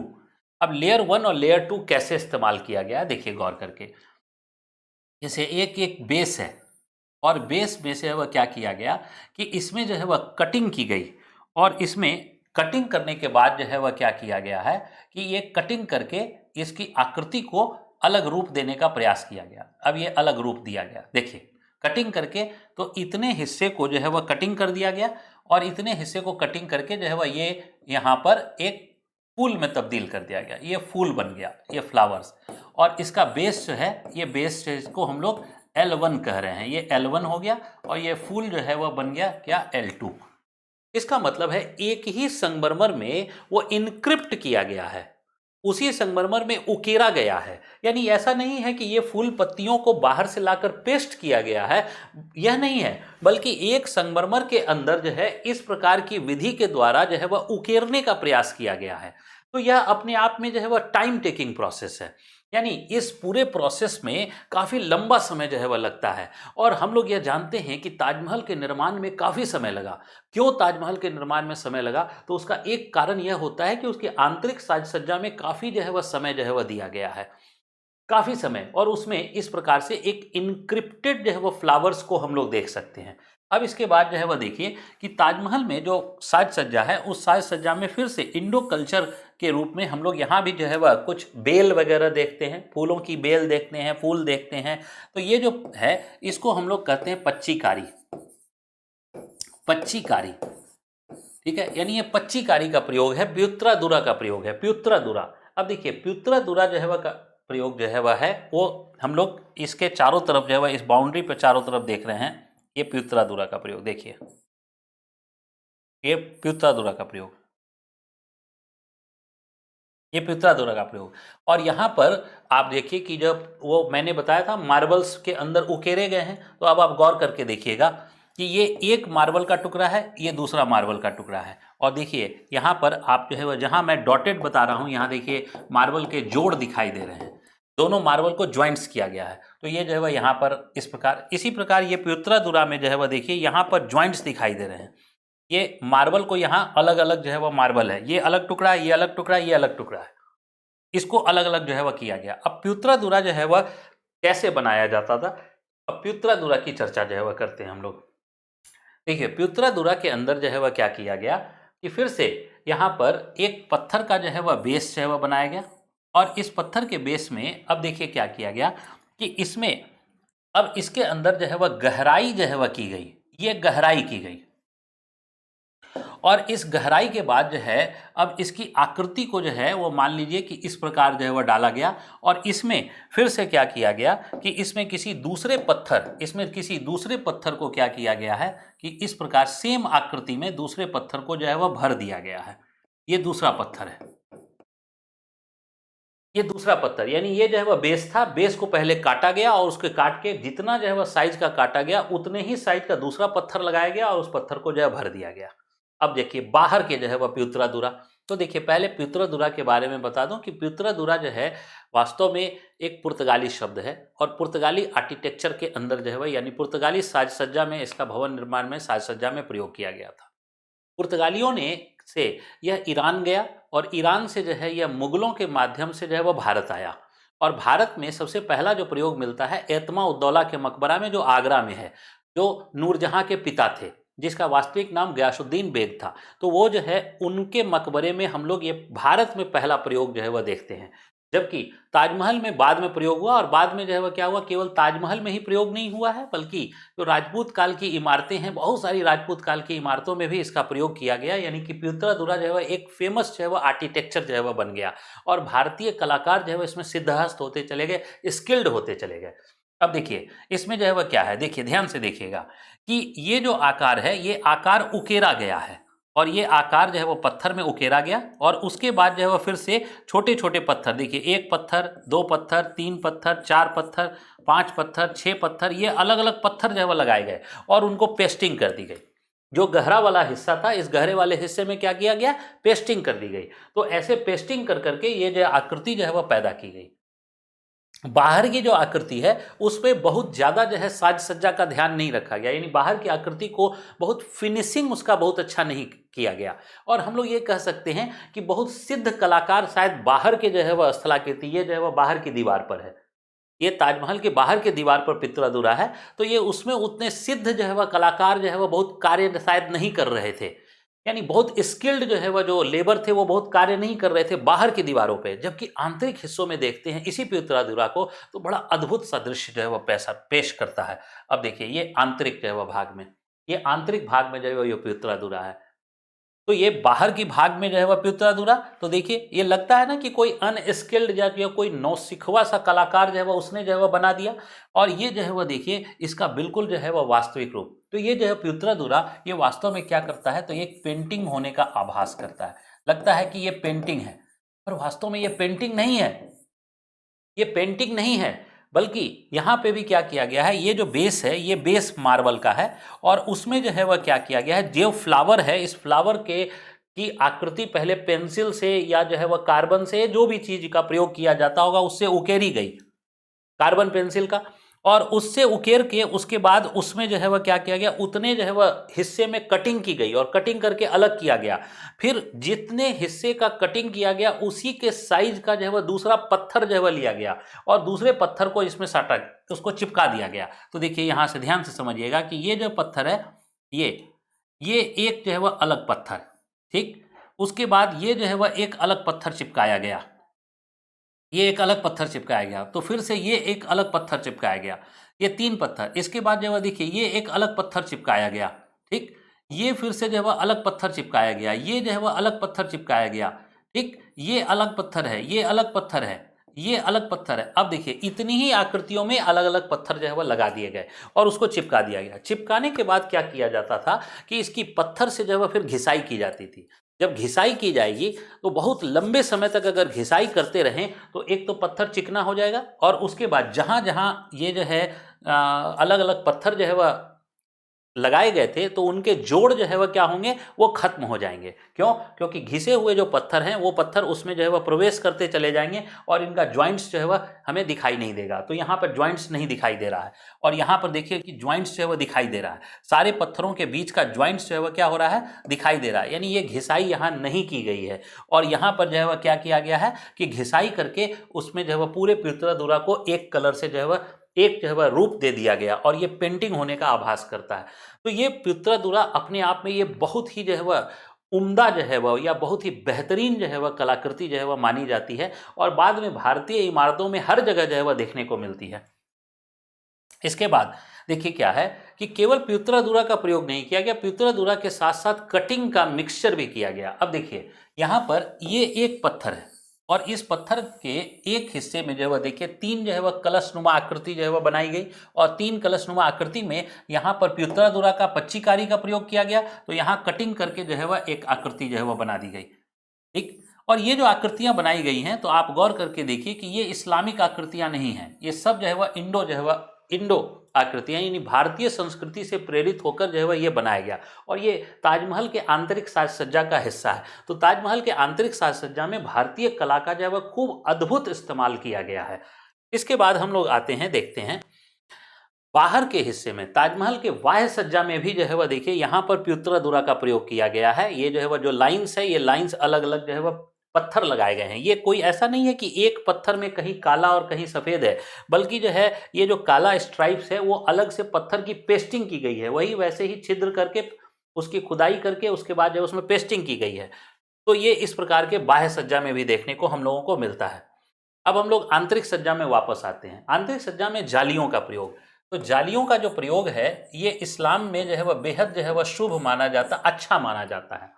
और इसमें जो है कुछ जालियां जो है वो पूरी तरीके से ट्रू इस्लामिक कल्चर से जो है वो प्रेरित हैं। अब जालियों में ये इस्लामिक कल्चर से प्रेरित है तो देखिए क्या है, ये पूरा का पूरा फिर से जो है वह एक पत्थर है, और एक पत्थर है, एक कोई संगमरमर का पत्थर है, और उस पत्थर में छोटे औजारों के द्वारा माइक्रो जो है, जो टूल्स थे उसके द्वारा उसमें छेद किया गया, छिद्र किया गया, और उसके बाद उसको जो है वो शेप दिया गया। तो यहाँ जो शेप दिया गया है, आप गौर करके देखिए, जो शेप है वो मूलतः जो है वह ज्यामितिक शेप है। तो जितने भी जो है वह यहाँ जालियों में अगर ज्यामितिक शेप जो है वह देखने को मिल रहे हैं, तो जालियों का जो ज्यामितिक शेप है वह इस्लामिक कल्चर को प्रतिनिधित्व करता है, यानी इस्लामिक कल्चर की ओर इशारा करता है। ये इस्लामिक कल्चर से प्रेरित होकर जो है वह जालियाँ बनाई गई हैं। लेकिन ऐसा नहीं है कि जालियाँ जो है वह केवल इस्लामिक कल्चर से प्रेरित होकर बनाई गई, बल्कि आप जो है वह यहाँ जालियों को देखें, यह भी ताजमहल के अंदर की जालियाँ हैं, लेकिन यहाँ पर जो है वह क्या है कि यहाँ फूल की बेलें हैं, फूल का जो है वह जो बेल हैं, लताएं हैं, उसका जो प्रयोग किया गया है। और ये जो है ये इंडो कल्चर से प्रेरित जो है वह दिखाई देती है। यानी ये इंडो कल्चर तो यहाँ पर जो है वह इस्लामिक कल्चर, दोनों जो है वो मिश्रित होकर जो है वह देखने को मिलता है। इसी प्रकार जो है अब बाहर की जो है वह दीवारों को देखें, तो बाहर की दीवारों में भी हमें प्यूत्रा दुरा का प्रयोग जो है वह देखने को मिलता है। अब बाहर की दीवारों में आप गौर करके देखिए, ये जो है ये जो साज सज्जा है ये इंडो कल्चर से, ये इंडो कल्चर से। इसके बाद यहाँ पर ये देखिए कुरान की आयतें जो है वह लिखी हुई हैं, तो ये जो है वह क्या है, इस्लामिक कल्चर का हिस्सा है। ये कुरान की आयतें हैं, तो ये इस्लामिक कल्चर का हिस्सा है। ठीक, तो साज सज्जा में भी इंडो और इस्लामिक कल्चर दोनों को जो है वह साथ जो है वह लेकर चला गया है। तो इसीलिए ताजमहल की जो भव्यता आई, या ताजमहल जो इतना सुंदर जो दिखाई देता है, वो एक कल्चर का उदाहरण नहीं है, बल्कि मिश्रित कल्चर, मिश्रित संस्कृति का उदाहरण देखने को मिलता है। और ये मिश्रित संस्कृति के नमूने हर जगह जो है वह देखने को मिलते हैं ताजमहल के अंदर। ठीक, यहाँ पे भी देखिए ये कुरान की आयतें हैं, और ये जो है वह ये इंडो कल्चर का जो है वह की फूल पत्तियां जो है वह की बेलें वगैरह बनाई गई हैं। ठीक, ये भी मुख्य जो है जो इमारत का जो मेन एंट्री गेट है, जो मेन डोम है, उसके अंदर जो है वह जाने की जो मार्ग है, यहीं से जो है वह मिलता है, और इसको भी जो है वह सेम इंडो इस्लामिक कल्चर से जो है वह प्रेरित होकर बनाया गया है। तो इस प्रकार हम लोग उसके आंतरिक स्थिति को जो है या बाह्य स्थिति को देखते हैं कि दोनों में जो है वह कलाकृतियों में इंडो इस्लामिक कल्चर का बहुत भरपूर प्रयोग किया गया। अब हम लोग जो है वह थ्रेड्स ओवर ताजमहल, ताजमहल के ऊपर कुछ थ्रेड्स थे उसको जो है वह हम लोग देखते हैं। तो ताजमहल के ऊपर जो थ्रेड्स थे वो हिस्टोरिकल एजेस यानी ऐतिहासिक कालों में जो है वह हम लोग देखें, तो ऐतिहासिक कालों में देखते हैं कि बहुत बार, कई बार जो है वह इसको लूटा गया है, ताजमहल को कई बार लूटा गया है। जैसे मैंने पहले भी चर्चा की कि इसमें जो फीनियल था वो फीनियल गोल्ड का था, और फीनियल गोल्ड जो है वह का उसे लूट लिया गया। बाद में जो है वह अंग्रेजों ने ब्रिटिश काल में जो है वह उसमें ब्रॉन्ज से जो है वह उसको फीनियल बना दिया गया था। ठीक है, तो ये फीनियल जो है वह गोल्ड का था और उसको लूट लिया गया। इसके आंतरिक दीवालों में जेम्स लगे हुए थे, यानी रत्न लगे हुए थे, और जो रत्न थे इसका उपयोग क्या था, तो दरअसल जो है अंदर में अगर एक लाइट का सोर्स भी दे दिया जाए तो रत्नों से जो है वह प्रकाश का परावर्तन यानी रिफ्रैक्शन हो जाए, और उसकी वजह से जो है वह अंदर का जो दीवार है वह जगमग करने लगे, यानी अधिक रोशनदान हो जाए। तो इसलिए उसमें जेम्स का प्रयोग किया गया था। वो जेम्स आज हमें नहीं मिलते हैं। ठीक, इसके बाद जो है वह जो मुख्य गेट है, मेन एंट्री गेट, तो मेन एंट्री गेट में जो है वह क्या था कि गोल्ड प्लेटेड जो है वह गेट था, यानी लकड़ी की का गेट था। लकड़ी की गेट के ऊपर जो है वह गोल्ड की एक चादर जो है वह नुमा प्लेट लगाई गई थी। वो पूरा का पूरा दरवाजा ही आज हमें नहीं मिलता है, और गोल्ड प्लेटेड तो मिलता ही नहीं है। ठीक, तो ये सब जो है वह क्या है, ऐतिहासिक कालों के दौरान जो हमें कुछ साक्ष्य मिलता है कि ताजमहल में जो कई बार लूटपाट की घटना हुई वह इस प्रकार से देखने को मिलता है। इसके बाद जो है वह अगर हम देखें ताजमहल में, तो जापान के द्वारा जो है वह खतरा जो है वह हम वर्ल्ड वार के समय देख रहे थे। 1942 में जो है वह जापान के द्वारा जो है वह खतरा था कि उससे के द्वारा संभावना यह थी कि एयर स्ट्राइक जो है वह कर दिया जाएगा और ताजमहल को तोड़ दिया जाएगा। क्यों? क्योंकि जापान और ब्रिटिशर्स में लड़ाई जो है वह चल रही थी। तो ताजमहल जो है को तोड़ा जाना ब्रिटिशर्स से बदला लिए जाने के अंतर्गत देखा जाता है। लेकिन पाकिस्तान जो है भी 1965 और 1971 की जो है वह लड़ाई के समय ऐसा एहसास हुआ, ऐसा लगा कि शायद वो एयर स्ट्राइक कर सकता है यहाँ। इस समय भी जो है वह खतरे देखे गए। हालांकि ये सारा खतरा जो है वह क्या हुआ, ये टल गया, ये सारा खतरा टल गया, कोई जो है वह इसमें दिखाई नहीं दिया। लेकिन एक खतरा जो प्रेजेंट टाइम में दिख रहा है और पॉल्यूशन, प्रदूषण का, और वो स्पेशली कैसे, मथुरा ऑयल रिफाइनरी से। यानी मथुरा जो है जो ऑयल रिफाइनरी है उससे हमें प्रदूषण का खतरा देखने को मिलता है। आइए देखने का प्रयास करें इसमें हम लोग क्या जो है वह देखते हैं। तो देखिए, मथुरा ऑयल रिफाइनरी और आगरा, इसकी जो अवस्थिति है कुछ इस प्रकार देखने को मिलती है। ये मथुरा की का तेल शोधन कारखाना है और ये जो है वह ताजमहल है। ठीक है, तो ये स्लाइटली जो है वह क्या है, ताजमहल जो है से ये नॉर्थ वेस्ट डायरेक्शन में है, स्लाइटली नॉर्थ वेस्ट डायरेक्शन में है। मथुरा का ऑयल रिफाइनरी, मथुरा शहर जो है नहीं, मथुरा का ऑयल रिफाइनरी, मथुरा का ऑयल रिफाइनरी जो बनाया गया था वो दिल्ली शहर में जो है वह तेल को के सप्लाई को बनाने के लिए किया गया था, क्योंकि दिल्ली शहर में मांग बहुत अधिक थी, इसलिए मथुरा ऑयल रिफाइनरी यानी मथुरा का तेल परिशोधन कारखाना वहां बनाया गया। लेकिन यहाँ की बनाने में, यहाँ जो लोकेशन बनाया गया, इस लोकेशन में एक त्रुटि हो गई। और त्रुटि क्या हुई इसको आप समझिए। इस त्रुटि में जो है वह देखिए क्या है कि त्रुटि कैसी हो गई। ये हम लोग जो है वह बात करते हैं, ये सरफेस यानी सतह, सतह की बात करते हैं।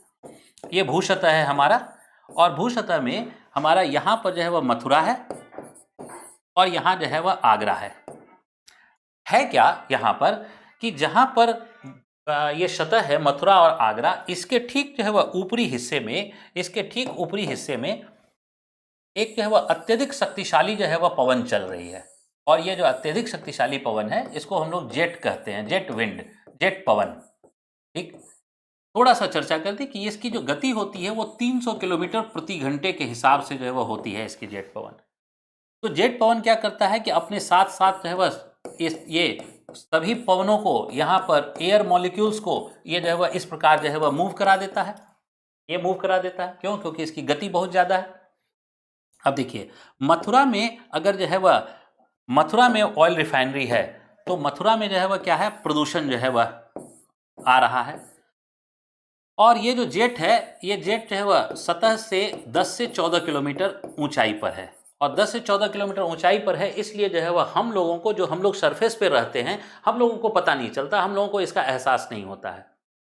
लेकिन हम लोगों को एहसास हो चाहे ना हो, पता चले चाहे नहीं चले, लेकिन इस मथुरा से निकलने वाले जो प्रदूषक तत्व हैं, इन प्रदूषक तत्वों को क्या करेगा, ये जेट जो है वह लेके आगे बढ़ेगा। और ये प्रदूषक तत्व जो है वह कहाँ आ गए, आगरा। तो ये जो जेट चल रहा है, ये जेट इस प्रकार चल रहा है। तो अब जेट इस प्रकार जो है अगर चल रहा है, तो ऐसी स्थिति में यह मथुरा के जो सारे के सारे प्रदूषक तत्व हैं उसको जो है वह ताजमहल में लेकर आएगा ही आएगा। अब ऑयल रिफाइनरी तो बाद में बनी, जेट हवा तो जो है वह पहले से चल रही थी। तो जेट हवा जो है वह चल रही थी, ये जो है वह, इसीलिए मैंने कहा कि जो है वह लोकेशन में ये एक भूल हो गई कि हम लोगों ने उस जेट हवा को कंसीडर नहीं किया, उसके ऑयल रिफाइनरी बनाने समय ये कंसीडर नहीं किया। तो ये हमेशा ही इससे जो है वह खतरा रहेगा। और इस खतरा के कारण ताजमहल में जो है वह क्या है कि इसका संगमरमर जो है वह क्या हो रहा है, इसका संगमरमर ये पीलापन जो है वह ले लेता है, ये पीलापन ले लेता है। तो ये जो पीलापन ले लेता है, इसी पीलापन को दूर करने के लिए अब जो है वह एक नया जो है वह मेथड निकाला गया है, और वह है मड थेरेपी। तो मड थेरेपी के माध्यम से इसको जो है वह इसके जो है वह पीलापन को जो है वह दूर किया गया है।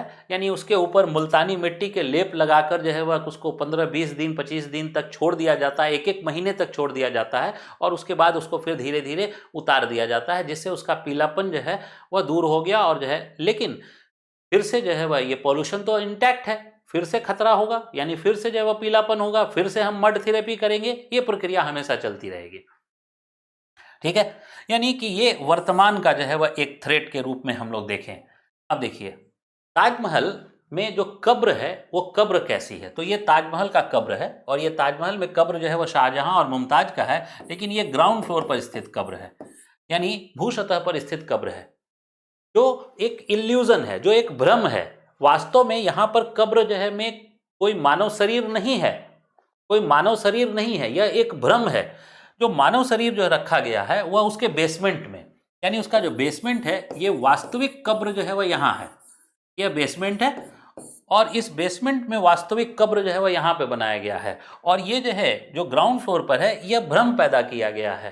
ठीक है, यह भ्रम पैदा किया गया है, और वास्तविक कब्र जो है वह बनाया गया है ये, ताकि वो शांति से, क्योंकि जो है वह ये माना जाता, कब्र का मतलब है कि शांत जगह, शांति से जो है वह रह सके, वहाँ लोगों का बहुत आवागमन शांति में बाधा जो है वह पैदा करता है। तो इसलिए जो है वह ये बेसमेंट में। और ये जो बेसमेंट का जो है वो जो कब्र है, ये केवल जो है उर्स के दिन, साल में जो उर्स का जब मेला लगता है वहां उसी समय खोला जाता है, बाकी समय जो है वो पूरे साल भर बंद रहता है। ठीक है। अब देखिए ये ताजमहल के जो व्यू को देखा जाए तो ताजमहल का व्यू जो है वो डे जो है वो व्यू है। पूरा जब ताजमहल जो है वह बन गया, इस ये पूरा ताजमहल मैं फिर से बता दूं कि पूरा जो ताजमहल है, ये ताजमहल में आंतरिक हिस्सा जो है वो लाल ईंटों से बना हुआ है, और लाल ईंटों से बनाकर इसको जो है वो ऊपर से पेस्टिंग की गई है। लाल ईंटों से बनाकर ऊपर पेस्टिंग की गई है। तो जब पूरा पेस्टिंग कर दिया गया जो है वह संगमरमर का, तो संगमरमर की पेस्टिंग के बाद यह इमारत बहुत भव्य जो है वह लगने लगी, बहुत सुंदर लगने लगी। इसलिए इसकी भव्यता को नजर ना लग जाए, इसकी भव्यता को नजर ना लग जाए, इसलिए क्या किया गया कि ताजमहल के एक कॉर्नर पर, आप जब वहां जाइएगा तो देखिएगा, यहां ताजमहल के इस कॉर्नर पर, यहां पर मार्बल नहीं लगाए गए हैं।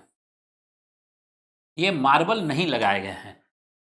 तो जैसे जो है वह कहा जाता है चांद के ऊपर धब्बा है, ठीक इसी प्रकार यहाँ इस पूरे जो है वह ताजमहल में इसको जो है वह ब्लैक स्पॉट माना जाता है कि यह धब्बा है, एक काला टीका है, कहा जाए एक काला टीका है। और वो इसलिए कि ताजमहल को नजर ना लगे, इसलिए यहाँ पर मार्बल की पेस्टिंग नहीं की गई है। तो यह डे लाइट का व्यू है। और ताजमहल को अगर हम रात में देखना चाहें तो ताजमहल जो है रात में हमें कुछ इस प्रकार जो है वह ताजमहल दिखाई देता है। और ताजमहल को फिर से डे में देखना चाहें तो कुछ ताजमहल इस प्रकार जो है वह दिखाई देता है।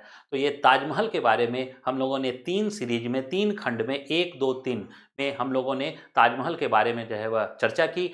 इसी प्रकार जो है वह भारत के अन्य जो है वह जो स्थापत्य हैं, उन सारे स्थापत्यों की चर्चा जो है हम लोग अबाउट इंडिया चैनल में करते रहेंगे। मैं अनिल केसरी आप सभी को धन्यवाद अर्पण करता हूँ। Thank you.